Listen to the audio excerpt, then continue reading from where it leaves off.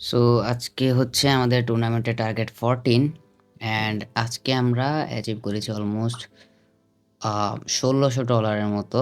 And আজকে যদি VIP session দেখেন, ভিআইপি সেশনে আজকে মাত্র ৫ টা সিগনাল দিয়ে ৫ টার মধ্যে ৪ টায় শিওর শট যায়, ১ টা এমটিজি উইন যায়।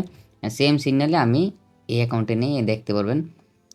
৪ টার মধ্যে হচ্ছে ৪ টা শিওর শট, ১ টা এমটিজি ইউজ করতে হয়, বাকি ৪ টায় শিওর শট যায়। এরই মাঝখানে আমরা টার্গেট কমপ্লিট করি। আমাদের টার্গেট কত ছিল? ১১,৩০০। এখানে হয়ে গেছে হচ্ছে আপনার ১১,৪০০। আজকে উইথড্রনের কত? ১৪০০, যেহেতু সরি, উইথড্রনের কত? ১,০০০।